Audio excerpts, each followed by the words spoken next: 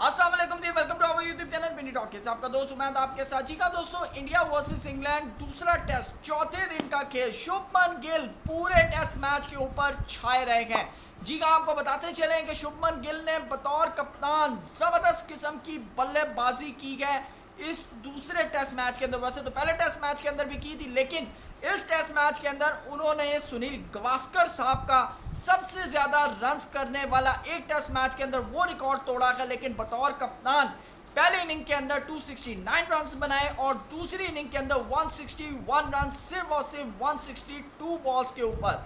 बतौर कप्तान शुभमन गिल ने जी हाँ सबसे ज्यादा एक टेस्ट मैच के अंदर 8 छक्के मारे गए और इस तरह शुभमन गिल अब नंबर 1 पोजीशन के ऊपर आ चुके हैं, जहां पर इंडिया ने बल्लेबाजी करते हुए 607 रन्स बनाए, वहीं पर इंग्लैंड को 608 रन्स चेस करने के लिए दिए। और मेरे ख्याल से इस वक्त इंडिया का अपर हैंड है इस मैच के अंदर। और अगर मैं रेशियो की भी बात करूं तो अप्रॉक्सीमेटली फिर भी 60-40 का चांस है, क्योंकि बेसबॉल क्रिकेट अगर चल जाए तो भाई फिर वो चांद तक भी चले जाते हैं। ये तो आप बखूबी जो है इस हवाले से जानते होंगे। लेकिन आपको बताते चलें कि शुभमन गिल ने बतौर कप्तान जी हाँ सबसे ज़्यादा 346 उन्होंने रन्स किए हैं एक टेस्ट मैच के अंदर। इससे पहले सुनील गावस्कर साहब ने सबसे ज़्यादा एक टेस्ट मैच के अंदर रन्स किए थे। लेकिन अब शुभमन गिल का नाम जो है बतौर कप्तान जो है वो नंबर 1 के ऊपर आ चुका है। लेकिन इसके अंदर जहां पर शुभमन गिल की तारीफ है, वहीं पर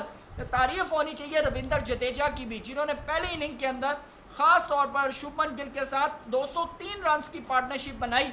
जी हाँ 89 रन्स बनाए रविंद्र जडेजा ने और साथ भी पहले इनिंग के अंदर साथ दिया शुभमन गिल का वाशिंगटन सुंदर ने।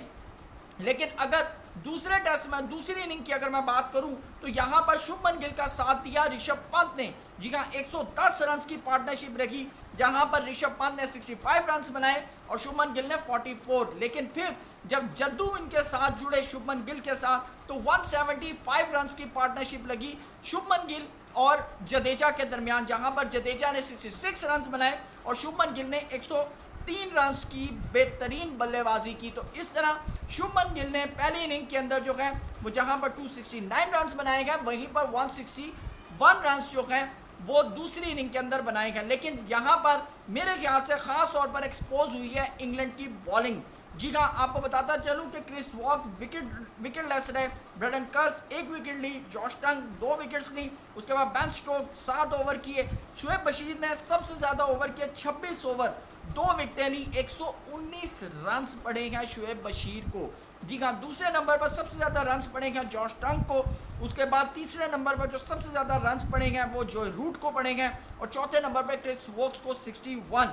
तो इस तरह क्रिस वोक्स हो गए, बेन स्टोक्स हो गए, ये तो बिल्कुल विकेटलेस रहे हैं। और आखिरकार फिर इंडिया ने इनिंग डिक्लेयर की और इस वक्त आपको बताता चलूँ कि इंग्लैंड के 72 के ऊपर 3 खिलाड़ी जो हैं वो आउट हो चुके हैं, जिसके अंदर से क्रॉली हैं, बेन डकेट हैं और जोए रूट हैं। लेकिन इस वक्त ऑली पॉप और हैरी ब्रूक दोनों क्रीज के ऊपर मौजूद हैं और फिर पीछे बेन स्टोक्स हैं, जेमी स्मिथ हैं और क्रिस वोक्स हैं। तो मेरे से अगर आप पर्सनली पूछें तो ये सारे का सारा मैच का प्रेशर जो है वो ऑली पॉप, हैरी ब्रूक और जेमी स्मिथ और बेन स्टोक्स के ऊपर है, क्योंकि इस वक्त 536 जो है वो रन्स चाहिए इंग्लैंड को 90 ओवर्स के ऊपर। जी हाँ कल का पूरा दिन जो है वो मौजूद है।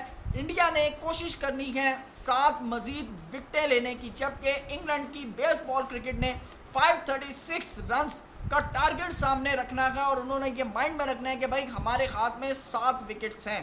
तो कल अगर मैं कल के मैच की बात करूं तो मोस्ट प्रॉबली इंग्लैंड अग्रेसिव होकर खेलेगा और उनकी कोशिश होगी कि हम जितना इसको करीब लेकर जा सकते हैं और कोशिश ज़रूर करेगा बेसबॉल क्रिकेट जीतने की, क्योंकि लास्ट मैच के अंदर भी सेम सिनेरियो हुआ था और वहाँ पर फिर आपके सामने है कि ऑली पॉप ने ज़बरदस्त किस्म की बल्लेबाजी की, हैरी ब्रूक ने ज़बरदस्त किस्म की बल्लेबाजी की। तो वहाँ पर बेन डकेट ने भी यानी कि आउट क्लास किस्म की बैटिंग की, तो वहाँ पर इंडिया के लिए पैनिक बटन दबा था। लेकिन अब देखना है कि ऑली पॉप और हैरी ब्रूक कितना ज़्यादा जो है वो इंग्लैंड को करीब लेकर जा सकते हैं। लेकिन अगर मैं इस वक्त बात करूँ तो मैच के अंदर अपर हैंड इंडिया का है।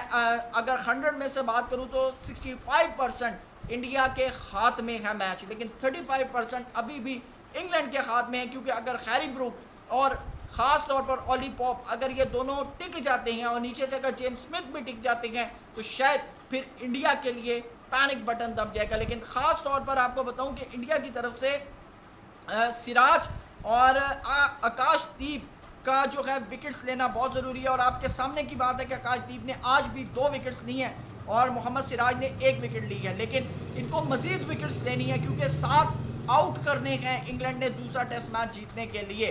और अगर ये नहीं करते तो फिर भाई जो है ख़ास तौर पर इंग्लैंड के लिए जो है वो जीत के दरवाजे जो हैं वो खुल जाएंगे। लेकिन मुझे लगता है कि ये मैच इस वक्त भी इंडिया के हाथ में है, तो अब देखना है कि मज़ीद क्या डेवलपमेंट होती है, क्योंकि कल 5वां दिन है और फैसला कौन दिन है।